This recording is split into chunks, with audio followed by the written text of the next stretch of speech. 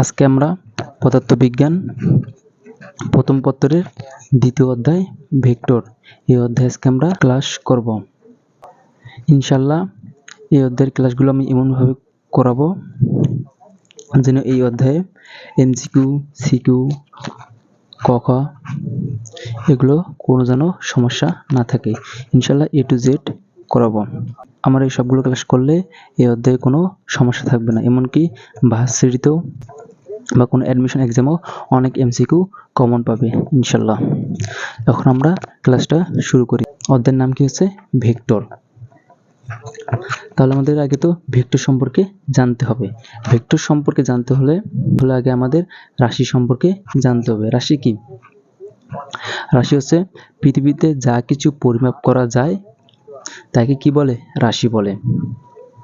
যেমন মনে করো কষ্ট,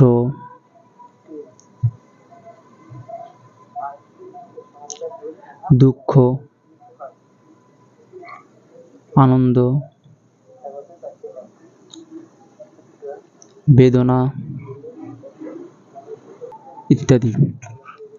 এই কষ্ট, দুঃখ, আনন্দ, বেদনা এগুলোকে পদার্থবিজ্ঞান ভাষায় রাশি বলে না, কারণ এগুলো কোনো পরিমাণ করা যায় না। আমি কি বলতে পারবো আমি আজকে 100 গ্রাম কষ্ট পেয়েছি বা আমি 100 কষ্ট পেয়েছি, এরকম আমরা কি কখনো বলি না। যেমন আনন্দ, আমি আজকে 1000 আনন্দ হয়েছি, আমরা কি এরকম কিছু বলি না। তার জন্য কি এগুলো পরিমাপ করা যায় না। তার জন্য পদার্থবিজ্ঞানের ভাষায় এগুলো কোনো রাশি না। তাহলে মনে করো সাপোজ ভর একটা রাশি। মনে করো এই জায়গায় একটা গাড়ি আছে, একটা গাড়ি। তাহলে আমরা এটা কি বলতে পারি? এই গাড়িটার নির্দিষ্ট একটা ভর আছে বা একটা সংখ্যা আছে। কয়টা গাড়ি? একটা গাড়ি। এটা কি একটা পরিমাপ করা যায় বা এর পরিমাণও নির্ণয় করা যায়। তাহলে এই ভর কি একটা রাশি। রাশি কয় প্রকার? রাশি হচ্ছে দুই প্রকার। একটা হচ্ছে ভেক্টর রাশি আর একটা হচ্ছে স্কেলার রাশি। এখন আমরা দেখব ভেক্টর রাশি কি। ভেক্টর রাশি,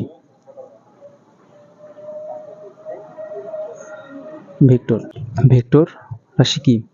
আমরা সহজভাবে বলতে পারি যে সকল রাশিকে মান এবং দিক দিয়ে প্রকাশ করা যায় সেই সকল রাশিকে কি বলে? ভেক্টর রাশি। যেমন হচ্ছে কি, 1 নম্বর লাগবে মান প্লাস দিক থাকতে হবে। তাহলে ভেক্টর কি?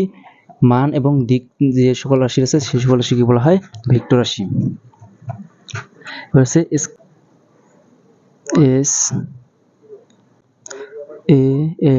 SCALAR, স্কেলার রাশি। তাহলে স্কেলার রাশি শুধু কি থাকবে? শুধু মান থাকবে, কিন্তু দিক থাকবে না।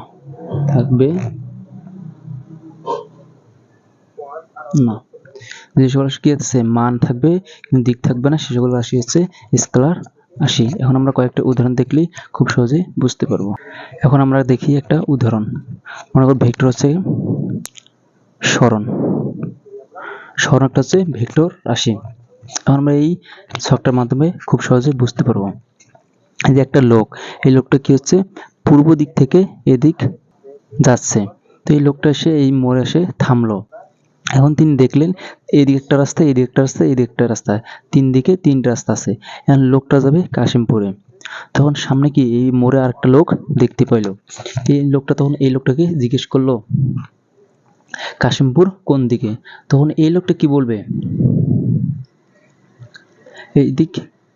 তখন এই লোকটা কি বলবে? এই দিক। তাহলে এই দিকটা কোন দিক? এই দিকটা হচ্ছে পশ্চিম দিক। তাহলে কি লোকটা যে সোজাসুজি আসলো, এটা কি একটা সরণ। তাহলে সরণ কোন দিকে ছিল? পশ্চিম দিক। তাহলে কি সরণের মান আছে, আবার কি আছে? দিকও আছে। আশা করি বুঝতে পারছো। এবার আমরা এই যে দেখি স্কেলার একটা উদাহরণ আমরা কি দেব? ভর দেই। ভর একটা কি? স্কেলার রাশি। মানে যে এই জায়গায় 2টা লোক দাঁড়িয়ে আছে। এই লোকটাকে জিজ্ঞেস করলো, ভাই আপনার ওজন কত?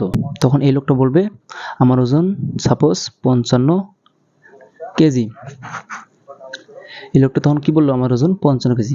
এই লোকটা কি কখনো বলবে আমার ওজন বাম দিকে 40 কেজি, ডান দিকে বাম দিকে 40 কেজি, ডান দিকে 5 কেজি, এভাবে কি কখনো বলবে? বলবে না। কারণ তার ওজন কত বলবে? আমার ওজন 55 কেজি। তাহলে কি তখন এই ভরে কোনো দিক নেই, তাহলে কি ভর একটা স্কেলার রাশি। আশা করি বুঝতে পারছো। এখন আমরা ভেক্টর এবং স্কেলারের কয়েকটা উদাহরণ দেখব। ইনশাল্লাহ এই উদাহরণগুলো বাইরে কোনো এমসিকিউ আসবে না, কারণ আমি 3-4টা বই রিসার্চ করে, এমনকি মেডিকেল অ্যাডমিশনের বই এবং ভার্সিটির বই রিসার্চ করে সবগুলো এক জায়গায় লিখছি, তোমাদের আর কোথাও খুঁজতে হবে না। এই উদাহরণগুলো থেকেই এমসিকিউতে একটা না একটা থাকতেই পারে। তো এখন আমরা ভেক্টরের উদাহরণগুলো দেখব। ভেক্টরের উদাহরণগুলো এক নম্বর আছে ভরবেগ, তারপর হচ্ছে বেগ, সরণ, বল, প্রাবল্য, ওজন, ত্বরণ, মন্দন, ভ্রামক, সান্দ্রতা গুণাঙ্ক, পৃষ্ঠটান, মহাকর্ষীয় প্রাবল্য, টর্ক, কৌণিক ভরবেগ, চুম্বক ভ্রামক, দ্বিমেরু ভ্রামক। এই কয়েকটার মধ্যেই এমসিকিউ আসবে। এরপর আমরা স্কেলের কয়েকটা উদাহরণ দেখব। দ্রুত, দ্রুতি, কাজ, শক্তি, ক্ষমতা, ভর, সময়, তাপ, তাপমাত্রা, চাপ, রোধ, বিদ্যুৎ প্রবাহ, বিভব, কম্পাঙ্ক, শিশিরাঙ্ক, আপেক্ষিক তাপ, আপেক্ষিক তাপ, আপেক্ষিক দৈর্ঘ্য। এরপরে কয়েকটা উদাহরণ আছে, এগুলো হচ্ছে এগুলোদের মানও আছে কিন্তু দিকও আছে, তারপরে এগুলো হচ্ছে স্কেলার রাশি। তড়িৎ প্রবাহ, পীড়ন, চাপ, বিকৃতি, জড়তার ভ্রামক। 1, 2, 3, 4, 5টা, এই 5টার কি আছে? মানও আছে, দিক আছে, কিন্তু এরা ভেক্টর না, কারণ এরা লব্ধি সূত্র মানে না, সেজন্য এরা হচ্ছে স্কেলার। মনে রাখবে এই কয়েকটা মানও আছে, দিক আছে, কিন্তু ভেক্টর না। এখন আমরা কয়েকটা এমসিকিউ দেখব। এমসিকিউ দেখলে আমরা খুব সহজে বুঝতে পারবো কিভাবে এই উদাহরণগুলো থেকে এমসিকিউ আসে। এখন আমরা এই এমসিকিউটা দেখি। নিচের কোনটি ভেক্টর রাশি? নিচের কোনটি ভেক্টর রাশি? তাহলে যদি ভেক্টর বলা থাকে তাহলে কি থাকতে হবে? অবশ্যই মান এবং দিক থাকতে হবে। দ্রুতি, দ্রুতির কি আছে? মান আছে, কিন্তু কোনো নির্দিষ্ট দিক নেই বা কোনো দিকই নেই। তাহলে সময়, সময় কি আছে? শুধু মান আছে, এর কোনো দিক নাই। তাহলে তাপ, তাপের একটা নির্দিষ্ট মান আছে, কিন্তু এর কোনো কি নাই? দিক নাই। তাহলে সি নাম্বার হচ্ছে সরণ, সরণের কি আছে? মানও আছে এবং দিকও আছে, তাহলে অ্যান্সার আমাদের কি? সরণ। এরপর দেখব পরের এমসিকিউটা, নিচের কোনটি স্কেলার? তাহলে স্কেলার বললে কি হবে? মান থাকবে কিন্তু কি থাকবে না? দিক থাকবে না। বল, এই বলে কি আছে? মানও আছে বা দিক আছে, তাহলে এটা অ্যান্সার না। এরপর কি? শক্তি, শক্তি কি আছে? মান আছে কিন্তু কি নাই? দিক নেই, তাহলে আমাদের অ্যান্সার কি? বি নাম্বার, শক্তি। এটা ভরবেগ, ভরবেগের মান আছে এবং দিকও আছে। এটা হচ্ছে বেগ, বেগের কি আছে? মান এবং দিক দুইটাই আছে, তাহলে এগুলো হচ্ছে কি? ভেক্টর। এবার আমরা পরের এমসিকিউ দেখি। নিচের কোনটির মান ও দিক আছে? তাহলে মান ও দিক মানে ভেক্টর বোঝানো হয়েছে, তাহলে আমরা দেখতে হবে কোনটার মান এবং দিক আছে। রোধ, এর কোনো দিক নাই, তাহলে এটা আমাদের অ্যান্সার না। এবার হচ্ছে তাপ, তাপের কি আছে? মান আছে, কিন্তু এর কি নাই? কোনো দিক নেই, তাহলে এটা কি? অ্যান্সার না। তাহলে হচ্ছে তাপমাত্রা, তাপমাত্রাও কি আছে? মান আছে, কিন্তু কোনো দিক নেই, তাহলে এটাও অ্যান্সার না। টর্কের মানও আছে এবং দিকও আছে, তাহলে আমাদের অ্যান্সার কি? টর্ক। আমরা এমসিকিউটা দেখি। নিচের কোনটি মান আছে কিন্তু দিক নেই? তাহলে সরণ, সরণে কি আছে? মান আছে, দিক আছে, তাহলে এটা আমাদের অ্যান্সার না। বল, বলেরও নির্দিষ্ট কি আছে? মান আছে এবং দিক আছে, তাহলে আমাদের এটাও অ্যান্সার না। ক্ষমতা, ক্ষমতার কি আছে? মান আছে, কিন্তু এর কোনো দিক নেই, তাহলে ক্ষমতা কি? আমাদের অ্যান্সার। সি নাম্বার হলো অ্যান্সার। তাহলে প্রাবল্য, প্রাবল্য হচ্ছে একটা ভেক্টর, কারণ এর মানও আছে এবং দিকও আছে, তাহলে আমাদের অ্যান্সার কি? C number.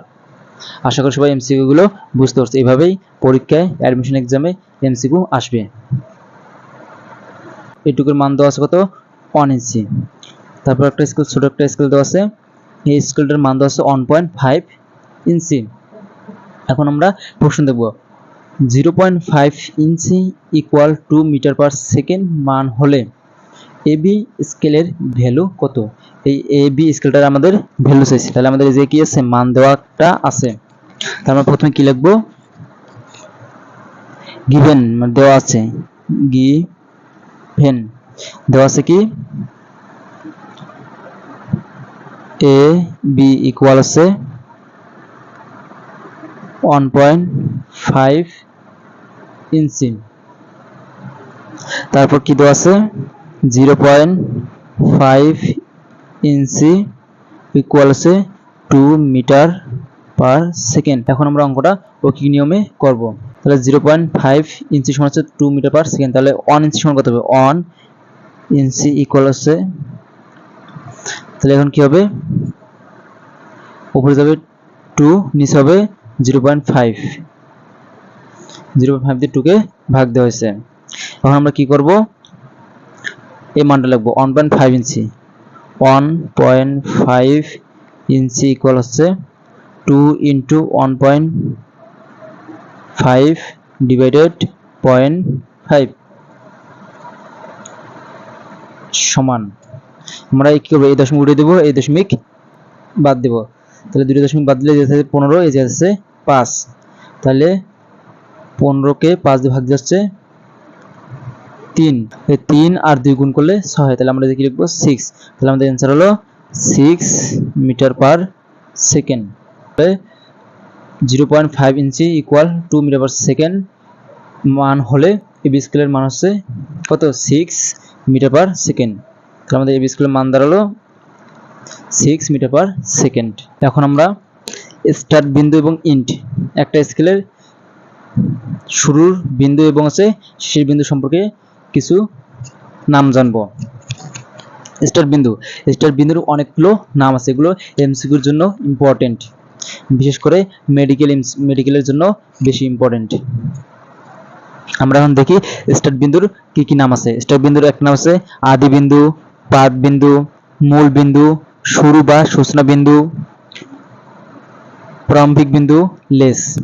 এগুলো হচ্ছে কি স্টার্ট বিন্দু বা আদি বিন্দুর নাম। এবার আমরা এন্ড অথবা শেষ বিন্দুর অপর নামগুলো জানবো। প্রথমে হচ্ছে শেষ বিন্দু, অন্তবিন্দু, চূড়ান্ত বিন্দু, প্রান্তিক বিন্দু, সমাপ্তি বিন্দু, শীর্ষবিন্দু, মাথা। তাহলে আমাদের এই কয়েকটা নামের ভিতরে একটা এমসিকিউ আসতে পারে। অপশন থাকবে কি, প্রশ্ন থাকবে নিচের কোনটি শেষ বিন্দুর অপর নাম। এই যে থেকে একটা অপশন থাকবে এবং এই যে থেকে 3টা অপশন দিবে, তার আমাদের এই যে অপশনটা থাকবে সেই অপশনটা আমাদের অ্যান্সার হবে। এখন আমরা 2টা এমসিকিউ দেখব। এই এমসিকিউ দুটো দেখলেই আমাদের বুঝতে আরো সহজ হবে কিভাবে পরীক্ষায় এমসিকিউ আসে। এখন আমরা এমসিকিউ দেখি, নিচের কোনটি পাদবিন্দুর অপর নাম। কি বলা হয়েছে, পাদবিন্দুর অপর নাম অন্তবিন্দু, এটা হচ্ছে শেষ বিন্দু, শীর্ষবিন্দু এটা হচ্ছে শেষ বিন্দু, মাথা এটা হচ্ছে শেষ বিন্দু, লেস এটাই আমাদের অ্যান্সার। লেস হচ্ছে পাদবিন্দু বা আদি বিন্দু। এরপর হচ্ছে কি শেষ বিন্দুর অপর নাম কোনটি, কি দেওয়া আছে পাদবিন্দু, তাহলে এটা হচ্ছে প্রথম পাদবিন্দু, এটা হচ্ছে আদি বিন্দুর নাম। হচ্ছে মূল বিন্দু, এটা হচ্ছে আদি বিন্দু, শুরু বিন্দু, তাহলে এটাও কি আদি বিন্দুর নাম। এই যে প্রান্তিক বিন্দু, এটা হচ্ছে শেষ বিন্দুর অপর নাম, তাহলে আমাদের অ্যান্সার হলো ডি নাম্বার।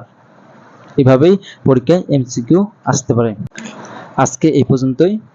আমার কাছে ভালো লাগলে অবশ্যই কমেন্ট করে জানাবে, আর অবশ্যই আমার চ্যানেলটা সাবস্ক্রাইব করতে ভুলবে না। আর যারা ফেসবুক পেজ থেকে দেখবে তারা অবশ্যই ফেসবুক পেজে ফলো দিয়ে পাশে থাকবে। আল্লাহ হাফেজ।